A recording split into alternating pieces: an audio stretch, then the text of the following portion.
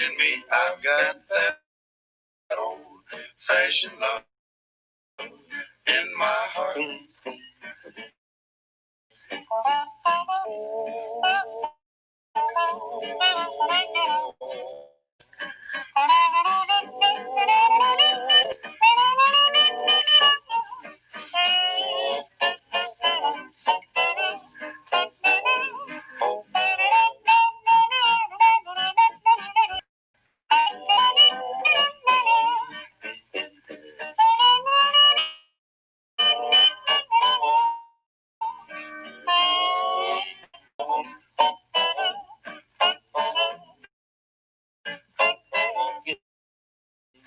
I've got that old-fashioned love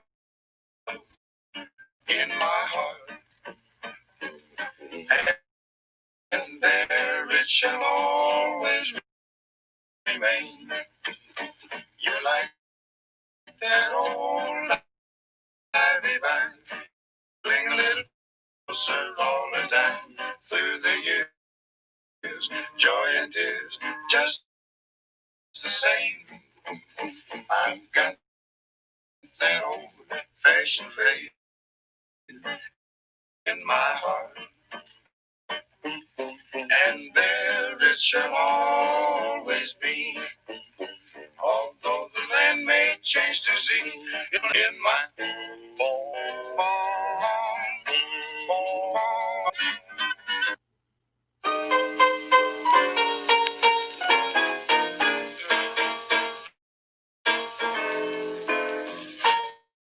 where shall I go when I go where I go? See, and what can I do to hide me all day? Now where can I find what I found when I first met you? You were unkind, but I simply can't forget you. Where shall I go when I go where I go? Since you have sent me away. Well, where shall I go when I go where I go? Since you have sent me away. And what can I do when I do what I do?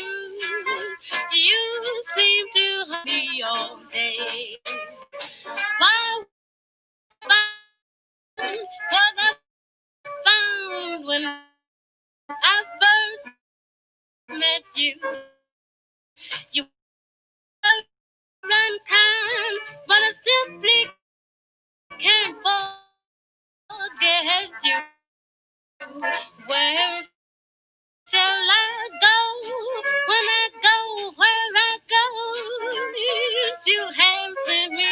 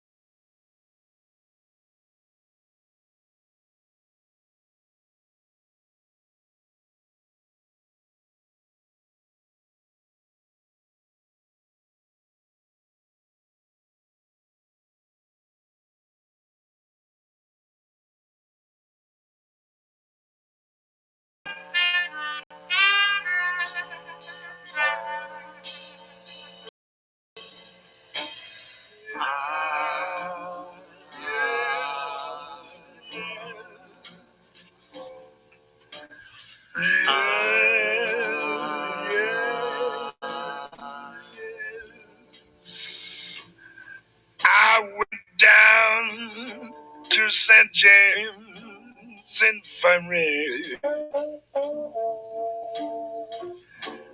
Saw my baby there. She was stretched out on a long white table. So cold, so sweet, so fast. Let her go, let her go. God bless her. Wherever she may be, she can search this wide world over.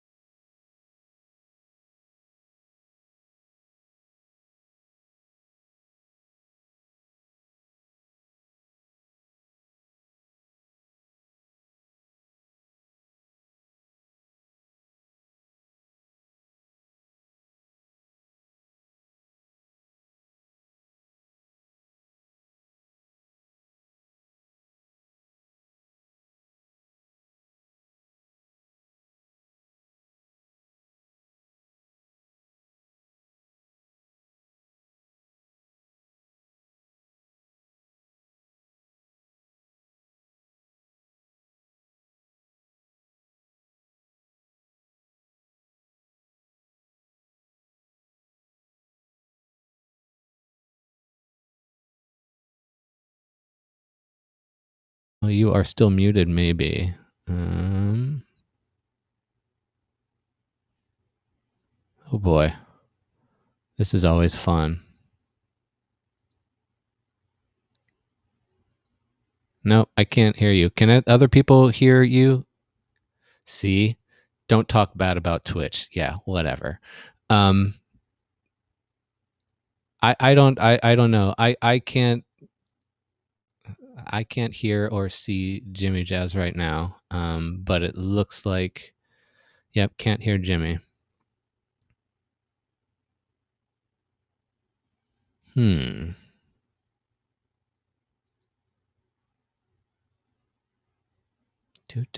I don't know what's going on here.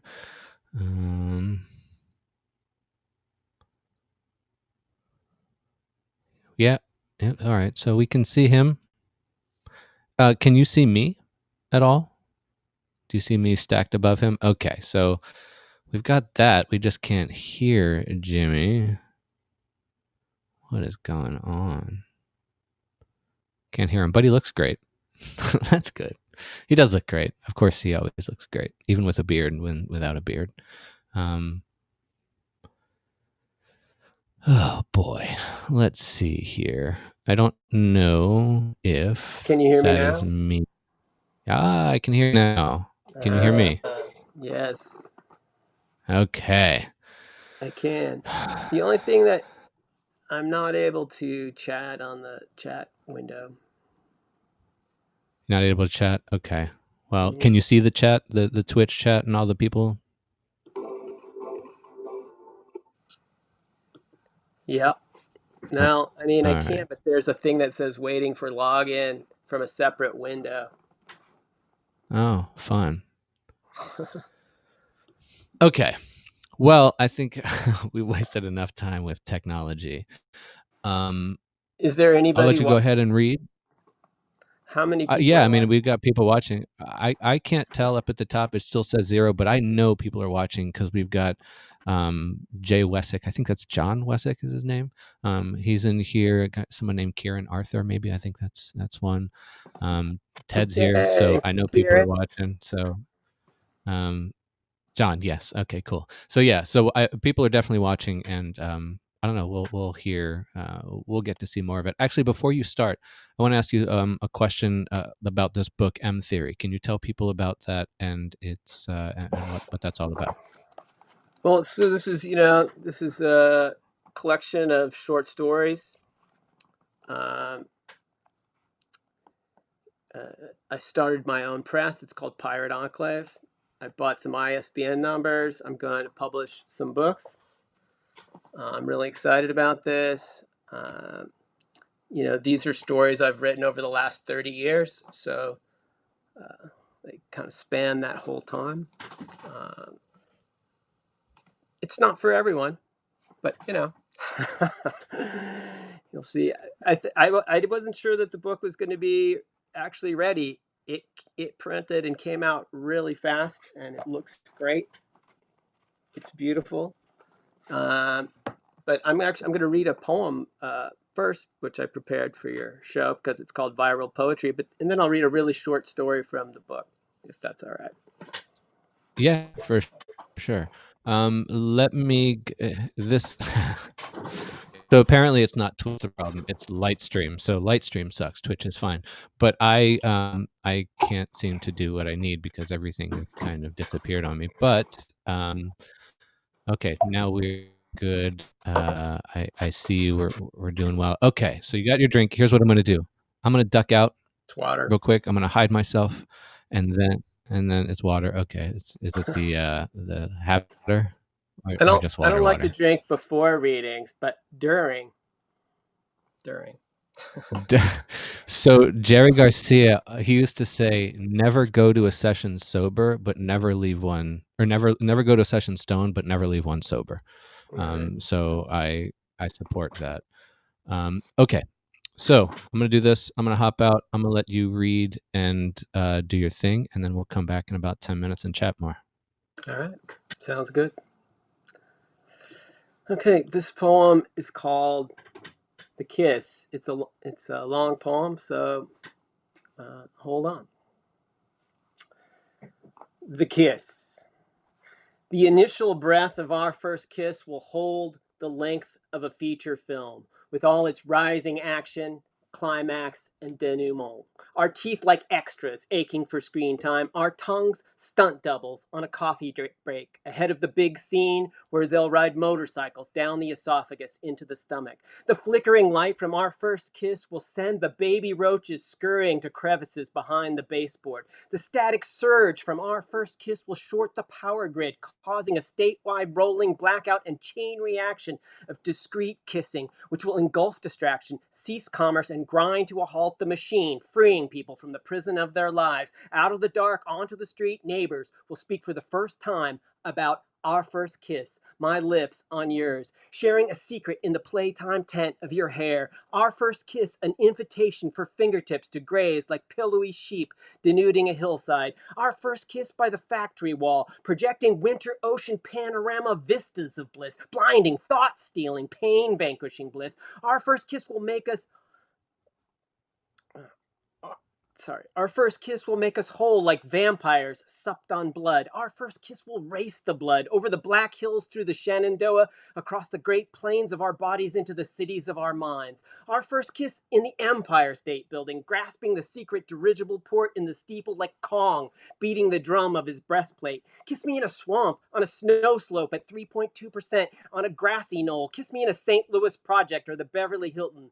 The cryogenic chamber of our first kiss with ages falling all around us, a space without time. The 20s roar, the depression lifts, wars are fought, but for what? Skirts rise like housing prices before they fall, the moon gets walked on. Your kiss like the captain of a press gang, a leather sap behind the ear, Shanghai eye into service. Your kiss is Washington's cherry tree in full blossom. Your kiss is Paul Bunyan's axe and John Henry's hammer. Your kiss caused so many things to get lost in the cushions of the couch. An earring, a button, one sock. Our kiss fits right in between 2 volumes of poetry in a lonely library stack and rewrites the sonnets with your name. It's easier to meditate on kisses than levitate, looking down on the geometry of human discourse cut by roads, dizzies, the green squares, triangles, rectangles, circles, rows, rivers like blue snakes, lakes in tear shapes. Up here, you realize that fog is nothing but clouds on the ground, floating around. Inhaling your exhale, when your lips pull back, I hope but briefly to draw oxygen instead of CO2, I think of the hours spent like Scott Fitzgerald waiting for a note, looking vainly into the universe for a sign, counting maddening coincidences as they mount. I'd lean forward, almost falling as you faint toward, then pull back, a cod with the hook set. My heart thrashes on the deck of your trawler.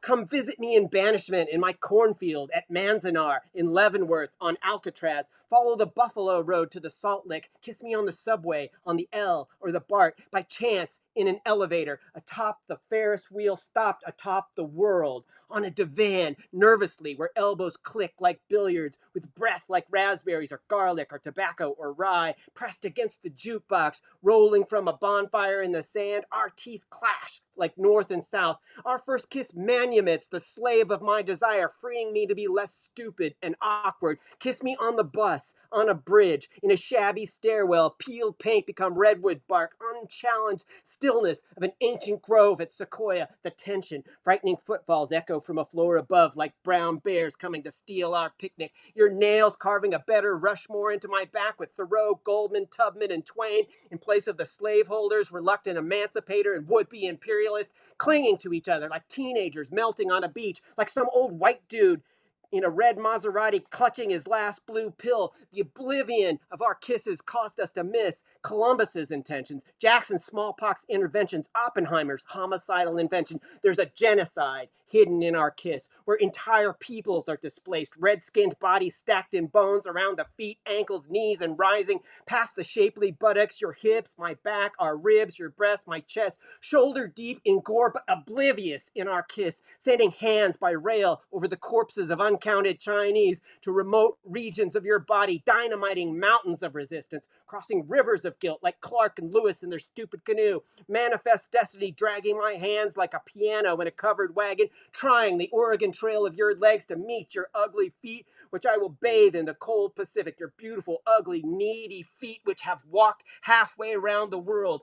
I become a politician just to kiss you as a baby. Our kiss like a couple of crazy brothers taking flight in an insane idea. The dynamo of industry feeding the fires of commerce, the flesh and blood of the land, turning dirt into money and smoke, choking the air, leaving the waters undrinkable. The acidified rain erodes the strip mine mountaintops surrounding Stumptown. Our kiss invented the internet, transplanted a heart. Our kiss melts polar ice and makes the plastic oceans rise. Our kiss vanishes islands. Our kiss come down to Georgia like a devil to train up a death squad. Our kiss employs the spies of our ears and eyes and readies our hearts and hands to kill anyone coming between our lips. Stock traders speculate, Barnum Hawks tickets, and billionaire hedge fund managers bet we will break. Our kiss plays blues licks and jazz riffs in a cool quartet with our heart on drums. Rock and roll, disco, punk, pop, and hip hop ebb and flow like the tides on Lake Michigan by the moon's pull, snapping its fingers and singing shoop, shoop, shoop, shoop, shoop, shoop. The roof of your mouth is the shelter my tongue needs. Your tongue in my cheek like an inside joke. Pack, smack, smooch. Blame the French when it gets dirty. Napoleon, you were a mad fool to sell New Orleans. Jambalaya and crawfish pie and filet gumbo. Un bisu, un beso, un beijo. Kisu, kiss you. Our first kiss sows a green garden with strawberry seeds. Mouth to mouth, it resuscitates. After a summer swim too far, in the hayrick, by lightning flash, I glimpse your face, standing like an oak tree with mistletoe in your hair. In the backseat of a car, Kaniki knew more about kissing than Klimt, Godzilla, Rodan, Brancusi, making out, necking, locking lips, and swapping spit. Momo signed her name with kisses that smelled of lavender. XO, XO, XXX.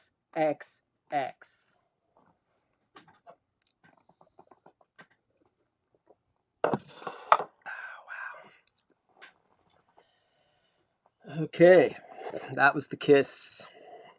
I'd like to read one more.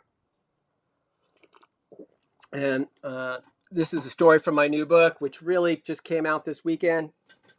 I'm still a little bit stunned by it. You can see it's the cover, and then on the back, there's a rhinoceros, because one of the stories is about a rhinoceros. You can order it now. There's about 30 copies left of the first signed 50. After that, you can try to get one from me, or you can order it on Amazon or Barnes & Noble, or it should be available at any independent bookseller. They can order it from Books in Print. So it's really available worldwide. This is an old story. I picked it to read tonight because it's short. It first appeared in CityWorks 2002. It's called Governed by Superstition.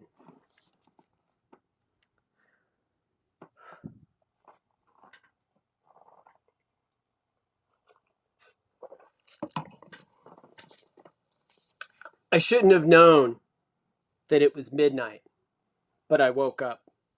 Alaska woke too. Did you hear something? Did you? Yeah. We can argue whether it was a bump or a rustling, but there's no doubt it came from the kitchen. It may have been our cat knocking something over. She's known to tip forgotten cups. A sound perceived on either side of consciousness. We listen with intent, though neither wants to get out of bed. My eyes adjust to the plastic, gray city night dark. The glowing red letters of the digital clock read 12:00. The alarm will jolt us awake 5 hours hence. They say people who get 8 hours sleep are healthier, as Alaska likes to remind. And she's already gone back, each breath growing heavier. I lie awake, drifting in a drunken boat. This noise, for sure, is my cat. I leap out of bed, Jesus fucking Christ. I throw the light on, squint, see Angela erect, pale as an unworth Alaska erect, pale as an unearthed Greek statue, with the down comforter pulled across her bare chest. Our cat, Phobos, stands with claws flexed at the edge of the bed, puffed 3 times her size, her vicious hiss shifting octaves into a low, rumbling growl, pointed under the bed. My imagination runs, homunculus, rat, roach, crow, mouse. We had a mouse once, but Phobos, heedless, watched it carry a crumb from the refrigerator to the stove. I flip the blanket and see an ugly 2-beat calico, scabby-faced, hairless in patches, missing whiskers, a nick out of the ear, scoliatic spine shivering with a hollow, near imperceptible growl bubbling in her own deep throat. John Ashcroft, the Attorney General of the United States, said calico cats were emissaries of the devil. Like the witches lining up to kiss the master's ass, calico cats are all female. Ashcroft once lost an election to a dead guy. Gotta love cynical American voters. He covered the breasts on the Statue of Justice, too. Surprised he didn't bag her haughty head and mug for a photo. How'd this cat get in here? We look around the apartment, all 3 windows shut against the cold. In the kitchen, I find the broom closet ajar. Do a quick review of the facts. Unexplained bump, closet open. The upstairs neighbor we never talked to has a cat. Dumb shit dumped the litter box in the recycling bin. We call her Humpy Hump a lot because, well, a preponderance of evidence. The cat must have fallen through a hole in the ceiling inside the broom closet. Sounds right, I say. Cats land on their feet. I throw a blanket over the haggard crone and lock her in the bathroom. Before I switch off the light, Alaska uncovers her breasts and welcomes me back to bed.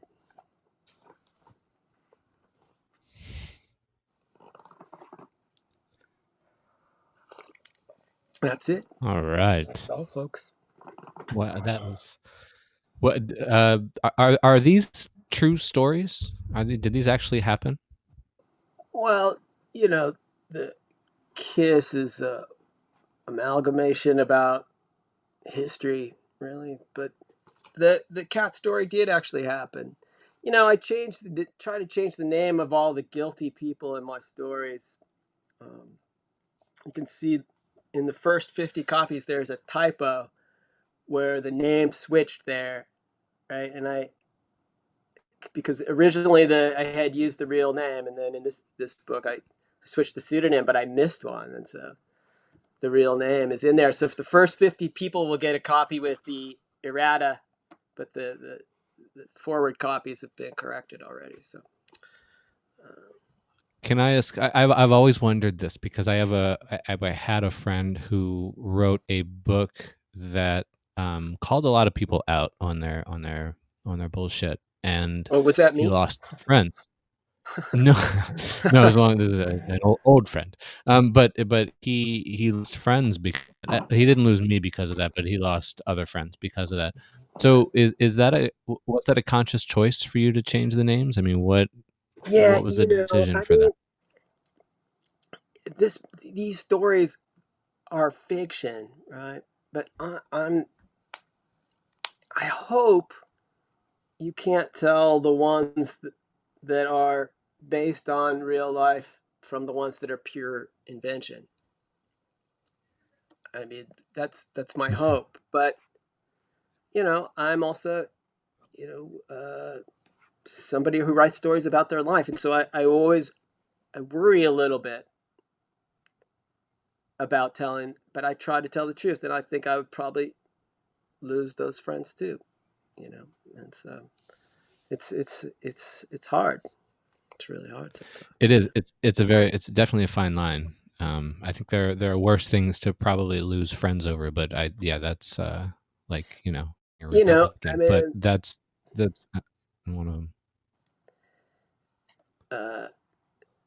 I lost some friends over Facebook this weekend, on politics, and so I'd say I that's followed that chat. that was the worst thing. You know, like it just started out as a kind of silly, angry post, and it grew into a monster.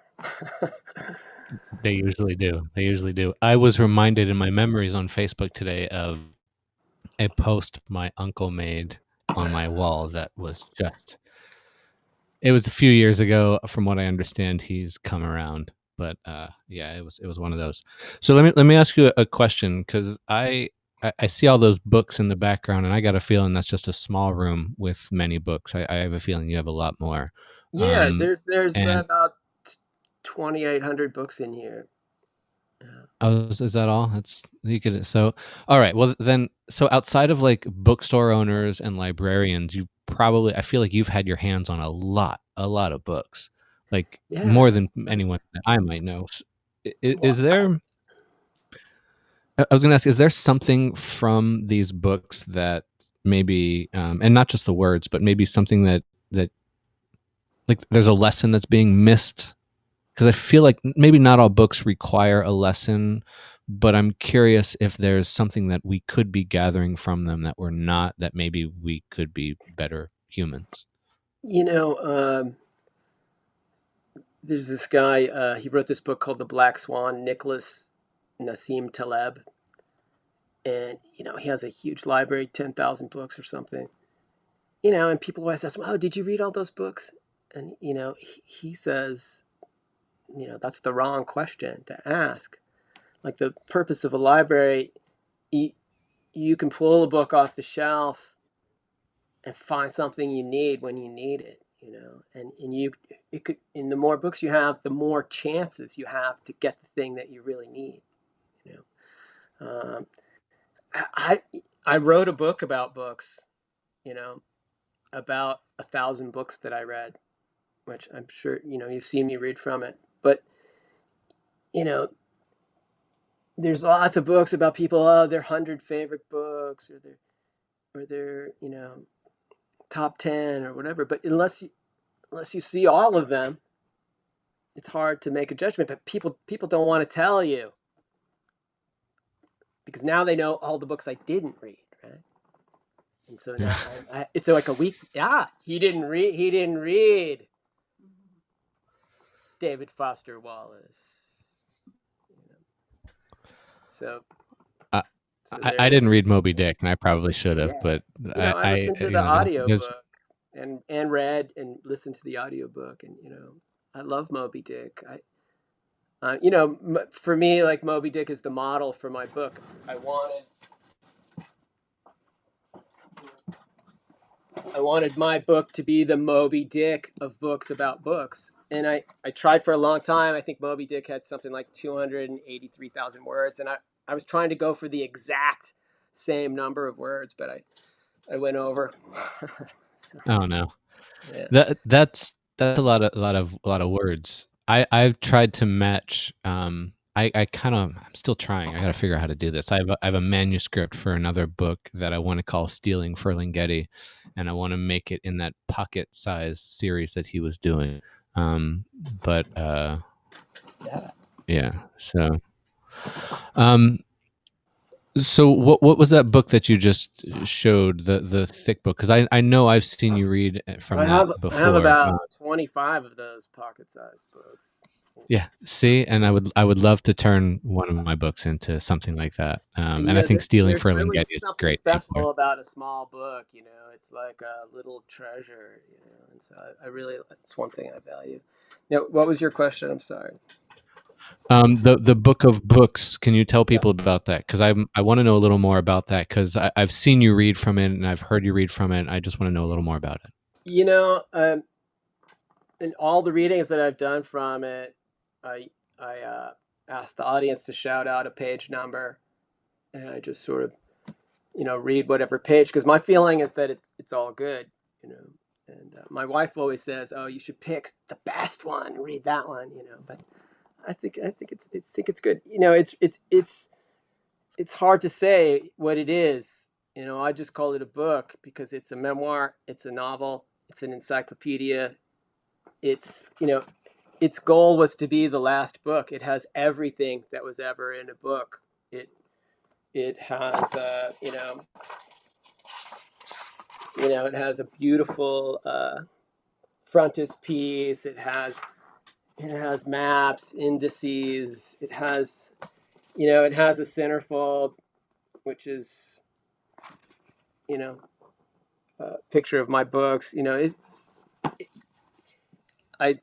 of the things I did, I made a vocabulary list of 5,000 words about reading, and I tried to fold in reading and thinking and ideas about books, and I just tried to fold in all the words.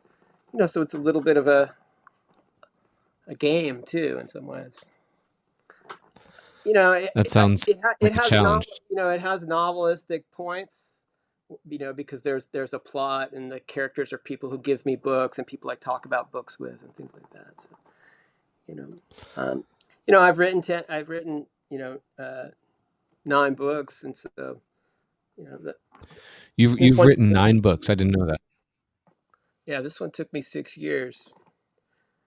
Wow. This is the goal of my press, is to get them all back into print eventually. And so I'm also working on a new book. Are you just putting out? Are you just doing your books for now? Well, Are you going to take the route Ted Washington went? I'm talking with some people and trying to get them to give me, to see if we can expand this thing. But yeah, getting people to do to work at the pace that I work at, is it's difficult. No one moves fast enough.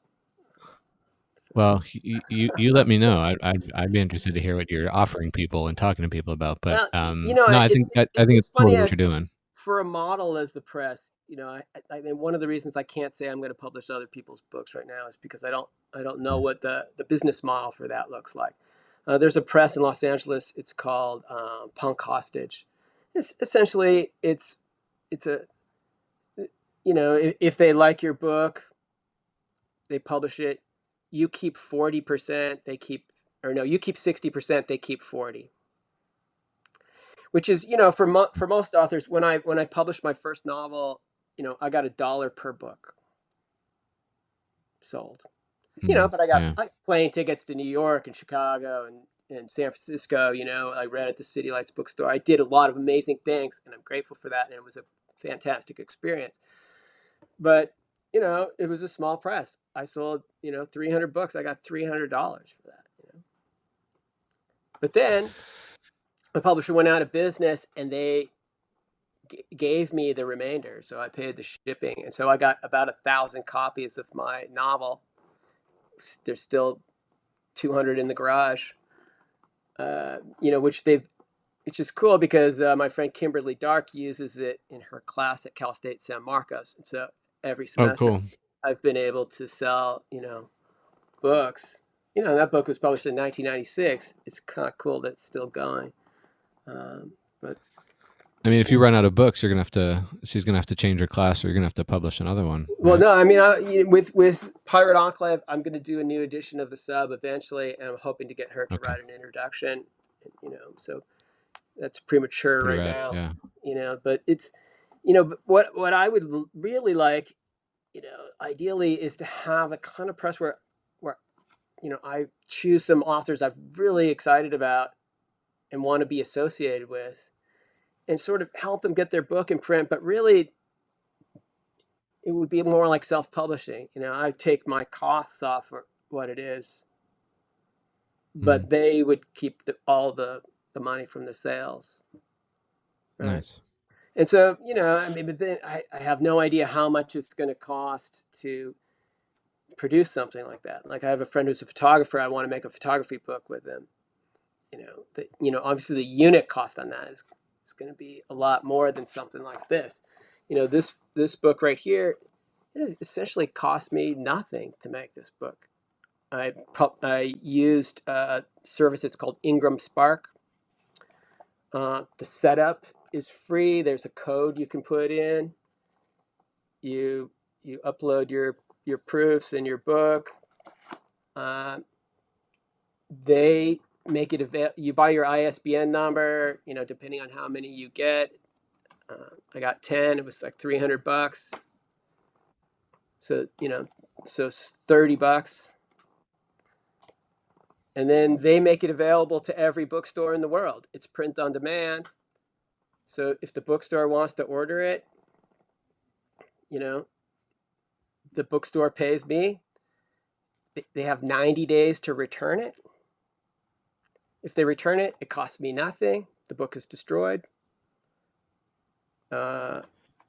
If they keep it or sell it, then I get paid. It's like, and then I can buy author copies for about $4, including shipping. Well, and so and then I'm doing free shipping to my customers. And so, the book ends up costing me about $9 or $10. Yeah. And so I'm making Ted, $4 or $5 on a sale.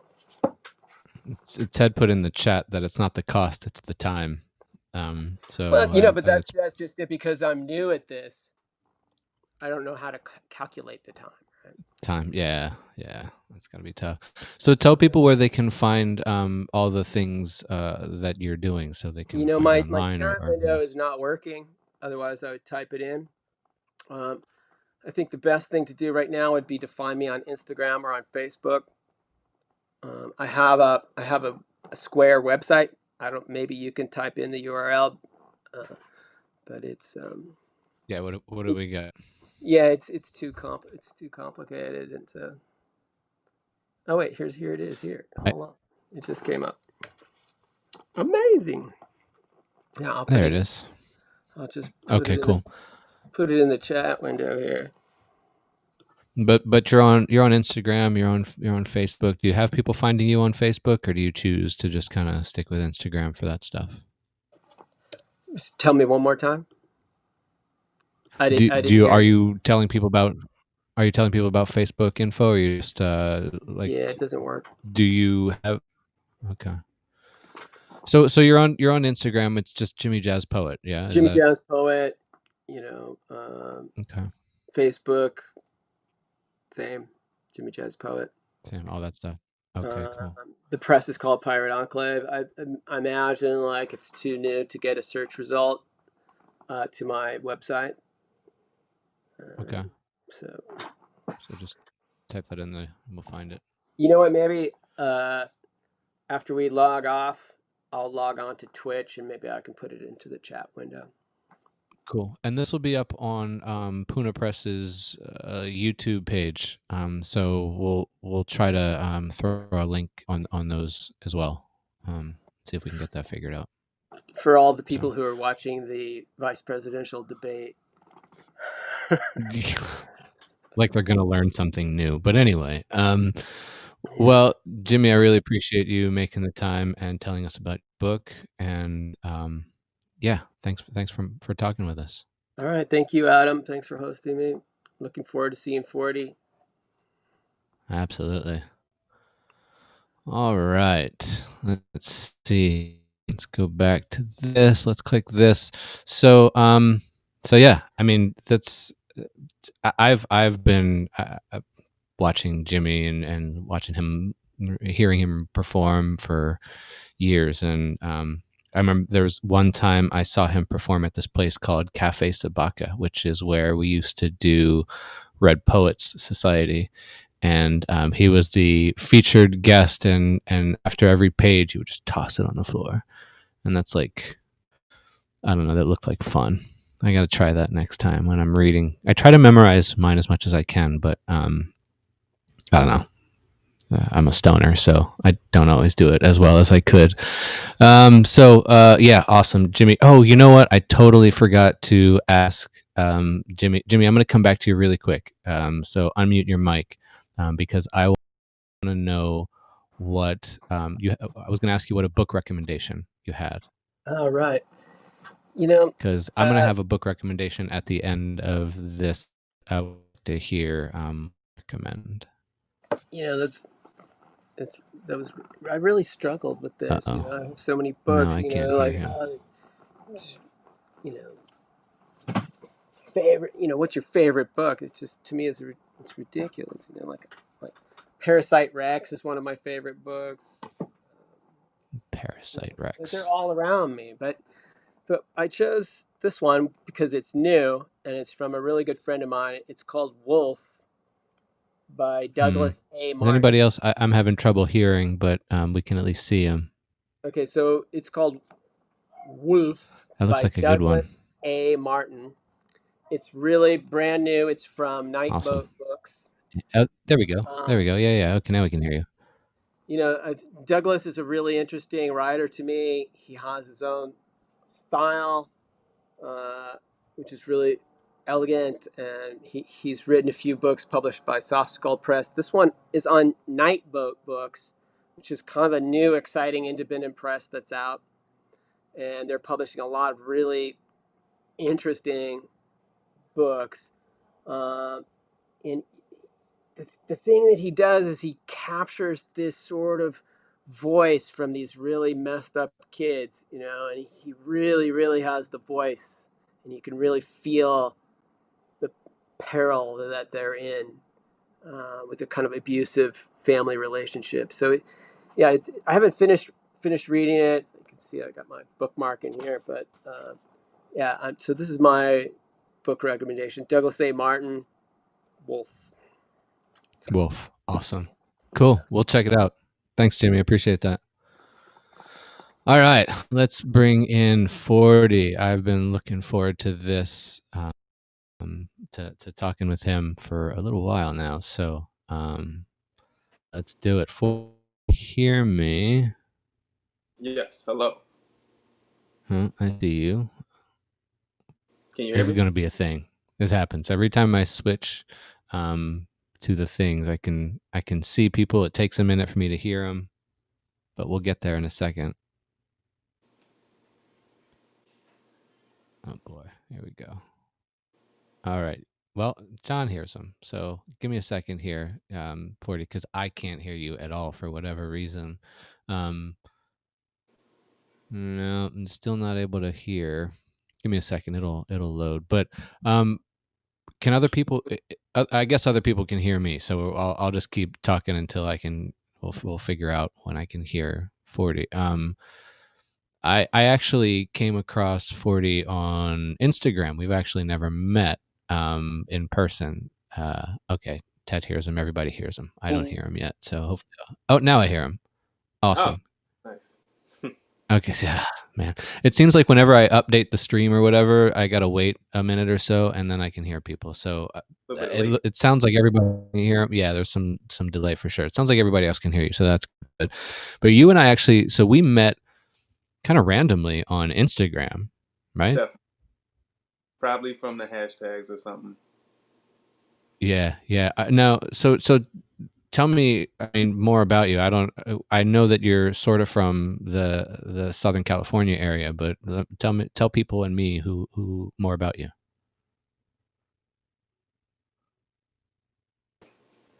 Oh. Hello? I lost you, and then you came back.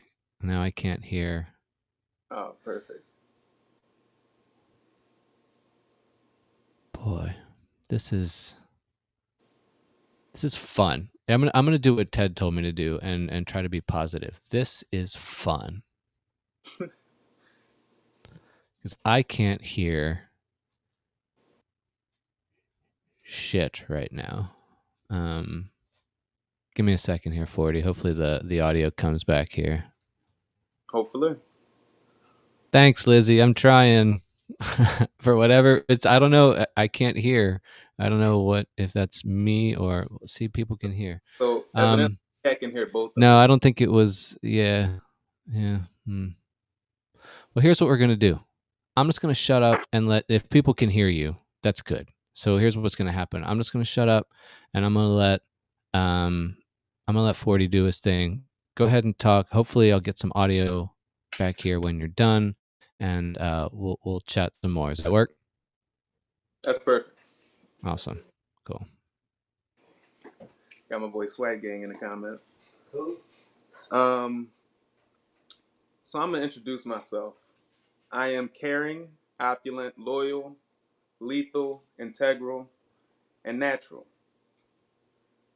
I also happen to be critical, offensive, lazy, lovable, insatiable, and nothing.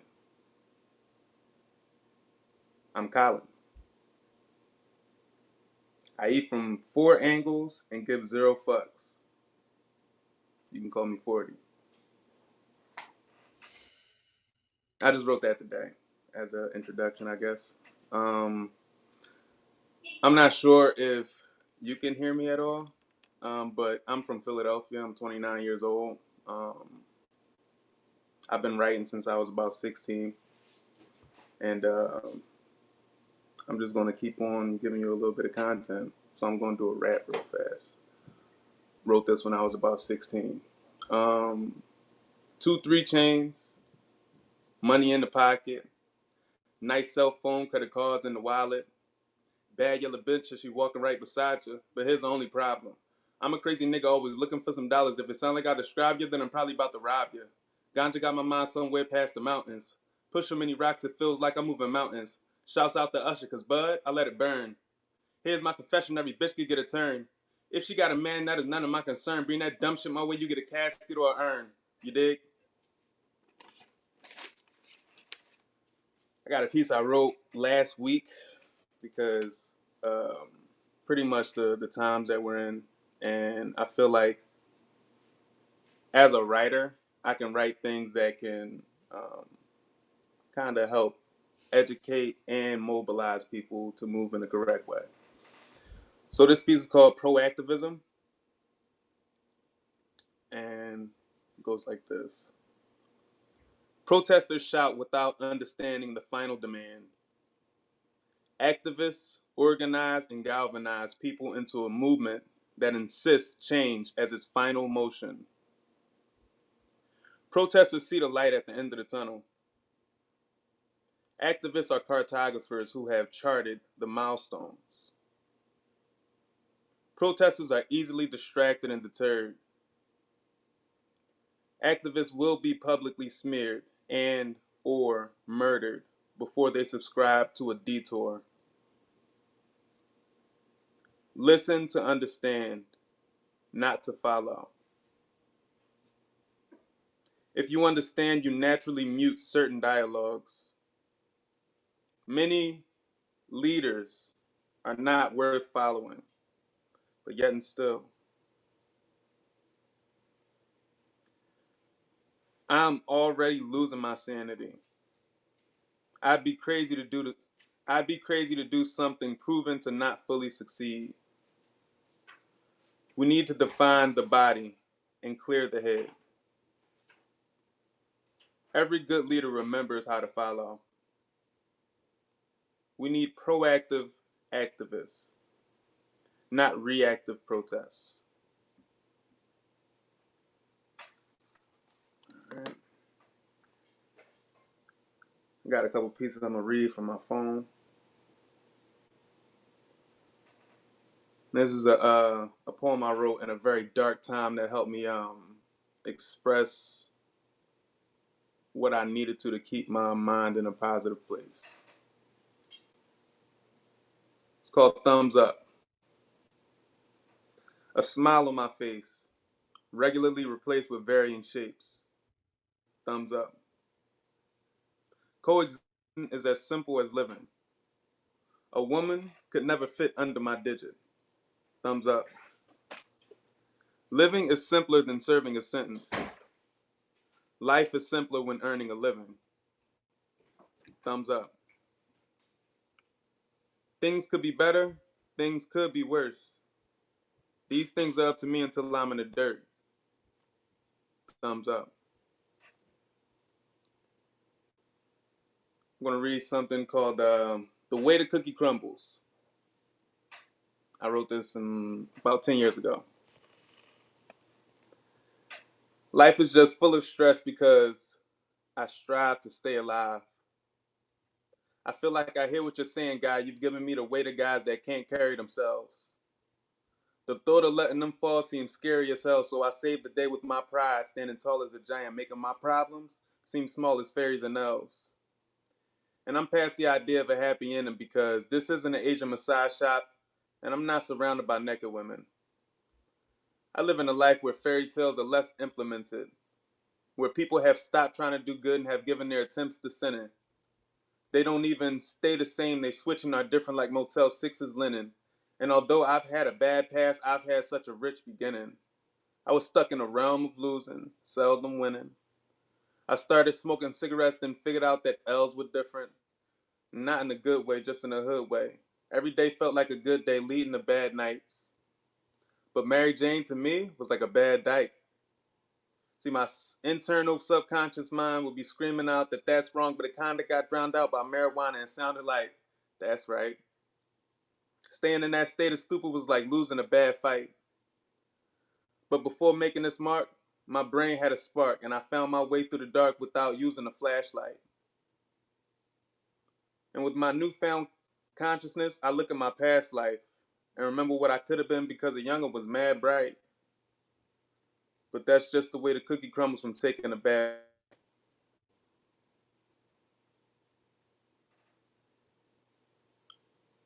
I'm gonna go ahead and say another rap. This is something I also wrote when I was just starting my writing journey career. But this is like, it's pretty much autobiographical. It's very true to life. Everybody's got a story, but mine's a little different. I was balling like Jordan just without the recognition. Every night I made a bean, I felt like I bought the chip. And see, when the drug deals was pissing, I would simply sit in and catch every sale that they was missing. I had all the bud. Just tell me what you want and I get it. Simply put, I am a 1-9 original. Not an old haber since a young and I was getting dough. I would sell ounces, double down, and still sit and blow. Things was getting good, then shit started getting slow. Weight man got booked and my stash started getting low. I considered getting snow. But with no hammer, I knew exactly what a nigga like me would get into. Not a bitch, just a smart individual. Shit get red when your boy he gets physical. That's just to give you a visual, so put your glasses on. And I came from the block where they put up shots that had niggas passing on. And I got a lot of knowledge, so I just tries to pass it on. But when I speak to the young boys, the bastards yawn. Not knowing that they call sleep in the gasket drawn and your family and friends is gonna have to mourn for a second. Even longer if you're respected. But it seems like everybody walking with an attitude is just asking for a death wish. See, that's when the text bit, it's leaving you breathless. Your hands in my face, that just means the shot is contested. Guns tall as Kareem, they work all of the magic. I tap that trigger, Reggie Miller, that shit is automatic. Stop all of the static. I spit a little fast, but you hear every word like your ears tall as rabbits. Freak bitches get turned on, geek bitches they get foggy glasses. In the streets, man, every aspect is all just nasty. And it's hard to fight something like a super heavyweighted Marvin Hagler. Refer back to a poem real fast.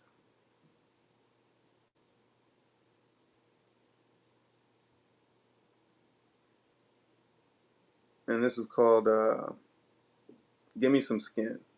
It's a real quick poem, but I think it serves justice to a lot of relationships, and not romantic relationships, just relationships in general. So give me some skin. Nobody's supposed to have the upper hand in a relationship. Y'all supposed to high five, but you ain't too low. You're supposed to meet in the middle, but you're too slow. That's it. I'm gonna give probably one more decent length poem and then wrap it up. And this is called Checkmate. Pleasure is pain and pain is pleasure. I'll make you feel good just by saying whatever. And as soon as I'm pleased, I'll simply change like the weather. Or even better, I'll change just like a beverage, hot to cold. It's as if I ain't got no soul. See, my papa was a rotten soul. That's probably where I picked up the tendency to just rock and roll. I'll get inside your hips, then hop, dip, then flop to a different spot around the block and slow down to a creep. A different girl looking down to the street, cheese all in her teeth. My pinky finger is where I've wound her to be. I don't get women on the grounds of deceit. Once I beat, I could continue to put it down up to me. And me, I likes mine strange. Never the same, always different. As long as I can look you in your face, to your race, I'm indifferent. I know you're not used to this truth, this is a christening.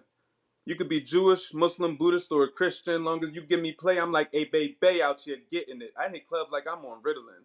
If I can't get you, I'm after all the friends you with. I need pussy, I order it, they delivers it. And if it's wet, I ain't sipping it. I'ma take me a big gulp. Word to 7-Eleven, now wrap your lips around this dick though. She went deep, I thought she might get choked though. No, you're not coughing yet, well damn, you got a big throat. Had to tell homegirl, act like it's liquor, you might want to just sip slow. I'm not trying to get you addicted, nah, but just know this dick dope. And I'm the worst dealer with the best shit. Don't pick my phone up when you stressing. Go ahead, text it, try call it, leave a message. I don't check them. You chasing a high and I'm just flexing. I put that monkey on your back, now y'all wrestling. This girl so desperate for a blessing, she in the kitchen sniffing pepper. They always say that God's gonna test you. I see you slept through most of your lectures. Should've listened to the professors and studied harder to not get bested. Niggas will only do to you what you let them. He started stroking till you were open, you let him vex you. Because you let a slow nigga flex don't mean you on a special spectrum. You a good woman who got caught up, and most of the best do. After learning lessons from a nigga with no class, that he can still be successful, you learn that it's all a game. To protect the queen just as much as the king, if not more. It's a chess move. Would that suffice for like the 10 minutes, or you want me to keep going?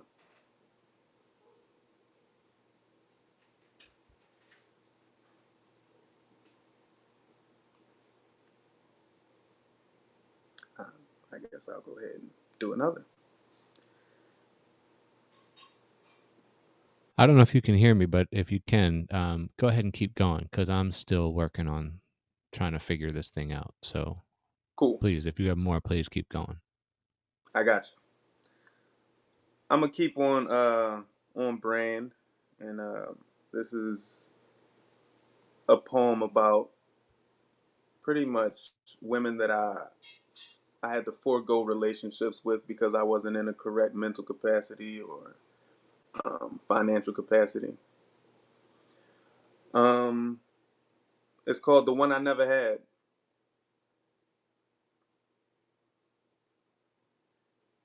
I'm not afraid of a shot of coochie. That's not what I want. I want our souls to meet up and swirl together until one exists.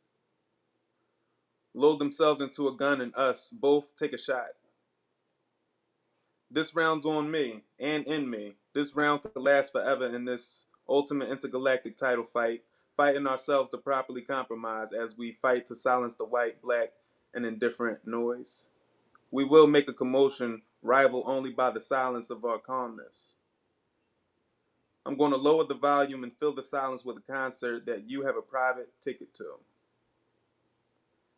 I'm your personal circus and you, my lively crowd, and vice versa. You don't even have to speak. Just be your amazing, vibrant self. And don't move as I paint a portrait that will be etched into my mind so long that I'll daydream about you after I die twice and am just a wisp of energy, looking for something else to inhabit. I love you so much my skin crawls up to yours and never wants to fall unless it's into contact with yours. Catch me like Corona, Ebola, H1N1, and something you can't cure. You're sick, and I want you to sneeze on me so we can both stay home and be quarantined. Bless you. You are my isolation because you're not even a person. You and you're mine forever. And after that as well. You're me and I'm yours. I wondered if you thought in eternities as well. I still wonder if you do. I want to know. Still.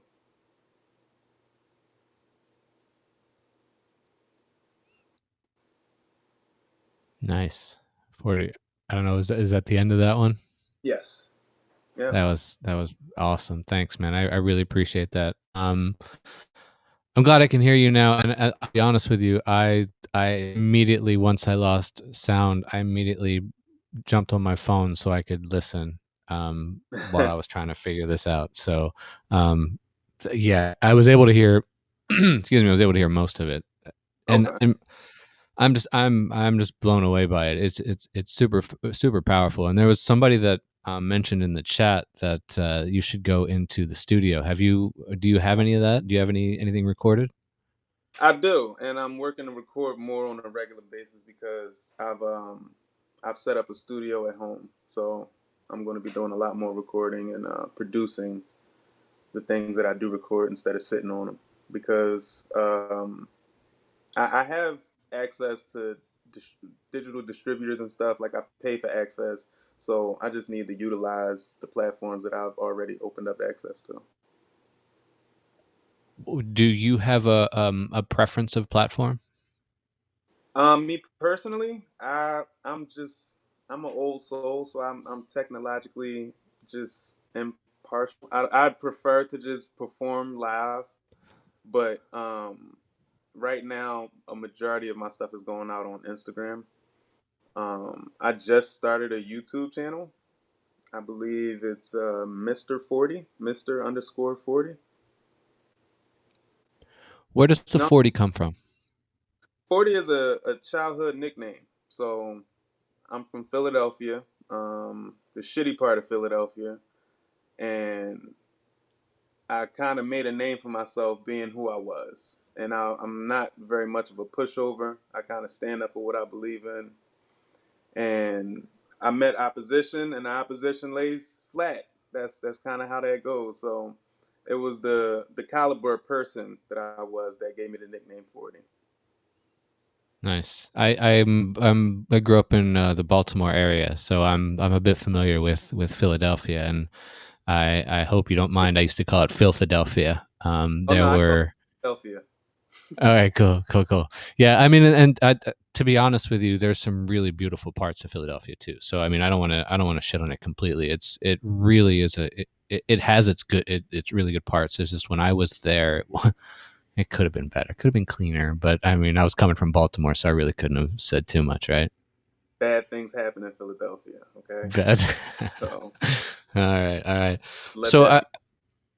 is that a lesson? Is that to I know? think it was said in the debate. It was a Uh, very uh, trendy quote from the debate. Oh, right. Yeah, that's right. Of course. Yeah. And somebody just asked to show him the nice parts. I don't know, man. I Fish don't know. man, It's definitely not near Temple. I know that. nah, But Temple's the hood. That's where you see crack deals going down at. Yep, is that it? All right. absolutely. Um, so we were talking a little bit about Medium and getting the word out that way. But you perform. We heard tonight you perform in several different formats. You got rap, you got poetry, spoken word. What is there a conscious choice when choosing the format? Um, honestly, I just want to accurately represent the diversity of my pen and my mouth. And so as long as I feel as though I can get both of those across without compromising the integrity of my character, I mean, I have a lot of work to choose from. Um, it's just a matter of picking an eclectic blend that represents me well. What do you consider eclectic? I'm curious. What Um, would you say is an eclectic blend for you? something old, something new, something black, something blue. Yeah. All right. All right. Did you grow up with music and word? I started writing when I was 16, but as far as listening to music, I really didn't grow up listening to music until I was maybe teenage years, early teenage years. So Was that the were you still in Philadelphia at the time? I grew up a majority of my childhood, like up until I was about 11 in Georgia. So I was born in Philly, moved to Georgia when I was a toddler, and then came back to Philly when I was 11. And I grew up the rest of my childhood there. Okay. In Philly is where I really started ingesting music on a regular basis and kind of tapping into the culture. Philly's got it's got a sort of a blues kind of a town, isn't it? I mean, It's There's a blues funk kind of a thing. it's a very jazzy, neo soul-y, uh, kind of bluesy type of vibe. Okay. A little bit, kind of. I honestly, I feel it. I feel like it's kind of bluesy. Do you miss that scene at all? I do because there's a lot more live performance. Even in Corona, the live performances were still happening. People didn't really shy away from it. So compare the Southern California then, because I'm kind of curious between that Philadelphia and Southern California music scene. What are some of the bigger differences that you've noticed? The amount of space between cities and different areas that are very lively, the amount of space between them is pretty huge. Is that harder for you to get the word out? Does it make it more difficult? Bit more challenging, just a bit. Yeah. Um. So, what else? Do you have any books or anything published in any way? I do not. I'm putting together like a collection, a poetry collection, so I can publish a poetry book. I have Okay. I have enough poetry written to source from. It's just a matter of organizing it and just kind of having a general order that Yeah. it's kind of in. I gotta admit that process of putting it together was always fun for me. I liked, when I was working with Ted and Puna Press putting together my book. I really enjoyed the process of order and deciding which was going to be what, and if it was going to make it. Which some of them I was surprised didn't make the cut. Some of them I was surprised did make the cut. But it was that process it's very enjoyable. So I'm Let me curious ask to you hear this. what you'll think of that process. I am very curious about that part of the process. Hmm. How did you determine what made and what didn't make the cut? You know what I mean? Because I'll often say poems for close friends, different demographics. I'll say and see how it lands, um, and I kind of understand who it's is kind of structured towards. So, what's give me something in your process that helps you clarify when something does or does not make the cut. That was actually always interesting for me because there were some, when we sat down, I sat down with myself, Ted, and the editor, Kara Goldfarb, and we sat down and really, like, there was a thick stack of poems. And I think the trick was that there were some that were better spoken than read. And when you go to print, like, that has to be I feel like that had to be considered. um it What I've noticed, at least for a lot of my poetry in the last few years, is it's better spoken than read. So I've really had to work hard at shaping it so where it can, when it's spoken, it still has that same feel, but when it's read, that feel is still there. um I don't know if there's a trick to that. I just know that, when I read it out loud, if I read it on paper and it's the same, then I feel like that made the cut, so to speak.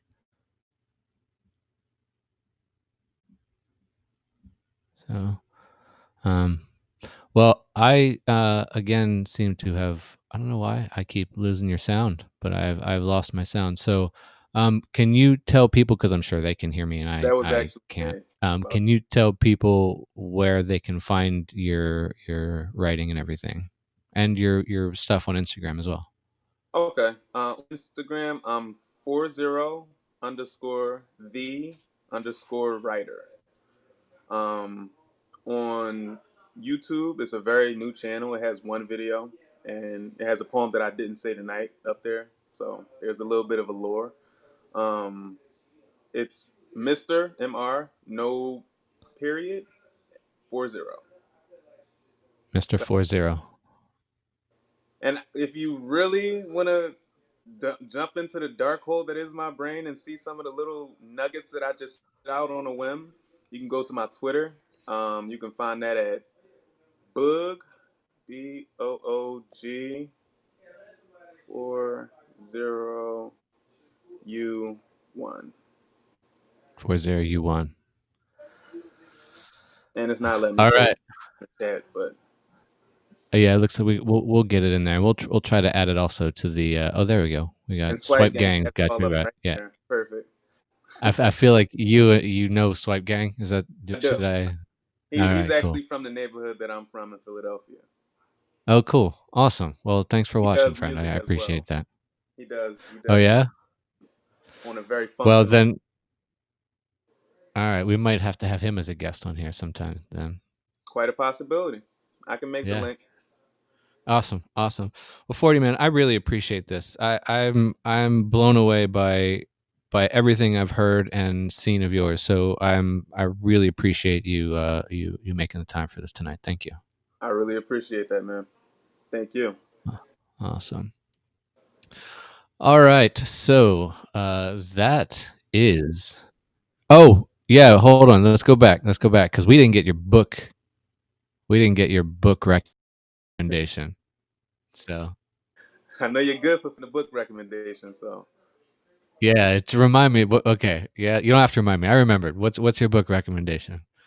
It's a book I read a long time ago, but it's always stuck with me because of how controversial it is. It's called A Thousand.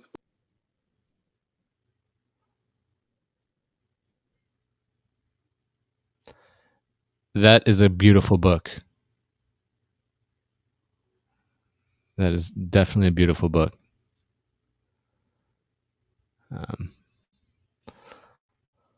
Awesome. Well, cool. Well, 40, I appreciate that again. And we'll definitely hear from you soon, hopefully. Oh, his video went out on the title. All right. It's it was, oh my goodness, 1,000 Beautiful Suns or something like that by Hosseini, I believe was the last name. Cliffhanger. Yeah, it's 1,000. I believe it's 1,000 Beautiful Suns by Nassim Hokani, I believe he said his name was. And here, I will look it up right now because I have my phone. So give me a second here. 1,000.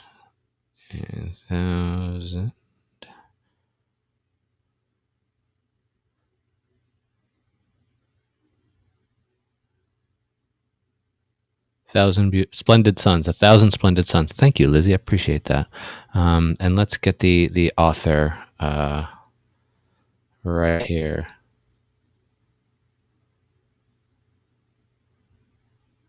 Khaled Hosseini. Okay, there we go. So the book is 1,000 Splendid Suns by Khaled Hosseini. Khaled Hosseini, and yeah, I remember. I actually did read that. I read a little bit of it back in college, way back in a while ago. I don't want to say how that was too long ago, but anyway. All right. Thank you all for showing up. I really appreciate it, for sticking around, listening to Jimmy, listening to 40. Jimmy and 40, I really appreciate you being here tonight. I'm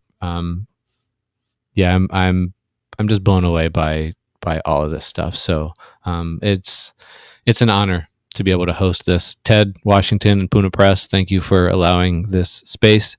Even though I bitch about Lightstream, I'm gonna do it. I came out bitching, and that's if I don't, that you might as well just stop feeding me, because that's how I survive, is by complaining. So I'm gonna do one more. This is my book recommendation. I hope you all appreciate this. It's a really important book, and I think it's really important. So here it is. This is your voter guide. This is a really important book. It's one thing to vote, but it's the other thing to vote smart. Please, fucking read this. Don't just go and be like, I'm going to vote. This is important. This is a really important book. Read this. before you vote. You have just less than 4 weeks to read this. It's not hard. I mean, some of it's stupid, but it's not hard. It's important stuff. Read this book. That's my book recommendation. There you go. And Swipe Gang, the one in Philly, read that one too, man. But do that. There's all of these things are super important to read, because it's one thing to just tell people to vote, but you got to vote informed, because if you don't, this is how we got into this friggin' mess. So there's my book recommendation. All right. Enough. I'm going to call it a night. Again, I really appreciate everybody for stopping by to visit and watch. And I appreciate Jimmy, and I appreciate 40. And yeah, man, this was good time. So here's what I'm going to do. I'm going to go back to some jazz for a few minutes. Feel free to hang out while we listen to some jazz. Oh, if this actually, I made a playlist on Spotify. It's public. It's called Songs for VPS, Viral Poetry Series. It's all the songs that I play. They're all public domain jazz tunes. So check them out. They're fun songs. You can find it on Spotify either under my name, Adam Greenfield, or just look for songs for VPS. A little bit really quick about me. I'm a podcast producer. You can find some podcasts at iamadamgreenfield.com. I've got a list of them there. I also have my book of poetry regarding the monkey through Puna Press on there as well. So yeah, go check all that stuff out. Listen to the podcast, buy the book, do all that stuff. Oh yeah, apparently in Denmark some of these songs are not allowed, but whatever. Denmark's weird. I like Denmark, but they're kind of weird with some stuff. Anyway, all right, everyone. Thank you very much. I really appreciate it. Let's go out on some jazz, and I hope you all have a fantastic evening.